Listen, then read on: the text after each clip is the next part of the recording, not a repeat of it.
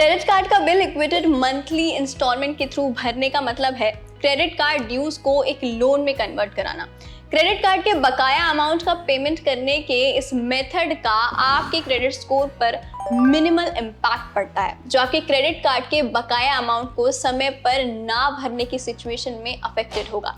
इसीलिए ये उन क्रेडिट कार्ड होल्डर्स के लिए एक कन्वीनियंट ऑप्शन है जो टाइम पर अपने पूरे क्रेडिट कार्ड बिल का पेमेंट करने में इनकैपेबल है। अगर आप पेमेंट डेट से पहले पूरे बिल अमाउंट का पेमेंट कर देते हैं तो आपको कोई इंटरेस्ट देने की ज़रूरत नहीं है।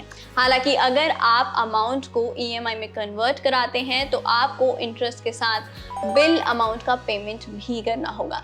अपने बिल को ईएमआई में कन्वर्ट करने के लिए आपको अपने नेट बैंकिंग अकाउंट में लॉग इन करना होगा और अवेलेबल ऑप्शन को चूज करना होगा। एज एन अल्टरनेटिव आप कस्टमर हेल्पलाइन नंबर पर भी कॉल कर सकते हैं या ईएमआई के थ्रू भी बिल का पेमेंट करने के लिए क्रेडिट कार्ड इशूअर की ब्रांच में जा सकते हैं। आप या तो पूरे बिलिंग अमाउंट को ईएमआई में बदल सकते हैं या स्पेसिफिक कार्ड ट्रांजैक्शन को चूज कर सकते हैं जिसके लिए आप ईएमआई के मीडियम से पेमेंट करना चाहते हैं। पर इसमें कितनी तरह की फीस और चार्जेस लगती हैं, आइए जानते हैं। ईएमआई में कन्वर्टेड बिल अमाउंट पर लगने वाले इंटरेस्ट रेट की अगर हम बात करें तो ये इंटरेस्ट रेट एक कार्ड इशूअर से दूसरे कार्ड इशूअर में अलग होते हैं। यूजुअली इंटरेस्ट रेट आपके लोन के पीरियड से लिंक्ड होता है। ये पीरियड जितना लंबा होगा इंटरेस्ट रेट उतना ही ज़्यादा होगा। यूजुअली बैंक्स या कार्ड इशूअर के थ्रू बिल को ईएमआई में कन्वर्ट करने के ऑफर का पीरियड 6 महीने से 2 साल तक का हो सकता है। लोन की तरह बैंक अपने क्रेडिट कार्ड होल्डर के रिस्क असेसमेंट के बेस पर क्रेडिट कार्ड ईएमआई के इंटरेस्ट रेट को फिक्स करते हैं।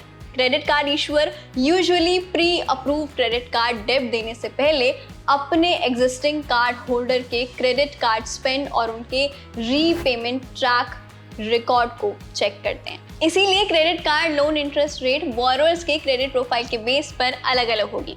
कार्ड इशूअर अपने credit card loan interest rate set करते समय अलग अलग फैक्टर्स जैसे loan tenure, loan amount, card holder की job profile, interest rate trajectory और ओवरऑल माइक्रो इकोनॉमिक कंडीशन पर भी विचार कर सकते हैं।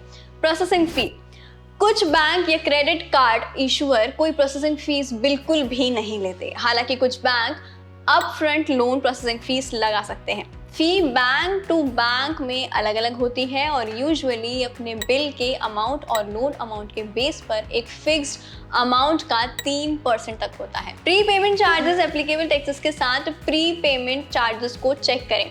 अगर आप लोन के ईएमआई पीरियड खत्म होने से पहले अपने ड्यूज क्लियर करना चाहते हैं तो बैंक्स या कार्ड इशूअर आपसे प्री पेमेंट चार्जेस ले सकते हैं। इसके अलावा आपको प्रो राटा बेसिस पर इंटरेस्ट का पे ऑफ भी करना पड़ सकता है। इसका मतलब है कि आपको उस दिन तक ऑकर्ड इंटरेस्ट को पे करना होगा जिस दिन ईएमआई अकाउंट बंद हो जाता है।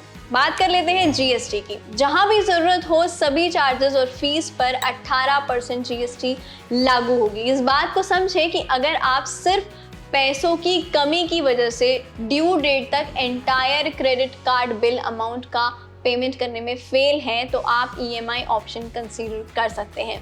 ऐसा इसलिए है क्योंकि टाइम पर क्रेडिट कार्ड के ड्यू अमाउंट का पेमेंट करने में फेल होने पर लगभग 40% पीए का फाइनेंस चार्ज लगेगा और मिनिमम ड्यू अमाउंट का पेमेंट ना करने पर एडिशनल 1000 रुपये तक लेट पेमेंट फी लगेगी। ये किसी के क्रेडिट स्कोर पर एडवर्सली इम्पैक्ट डाल सकता है। इस चीज़ को समझें कि ईएमआई का ऑप्शन तभी ले जब आपको पता हो कि आप टाइम पर इसका पेमेंट कर पाएंगे, वरना क्रेडिट कार्ड की आउटस्टैंडिंग अमाउंट का पेमेंट छूट जाने से आपका क्रेडिट स्कोर अफेक्टेड हो सकता है।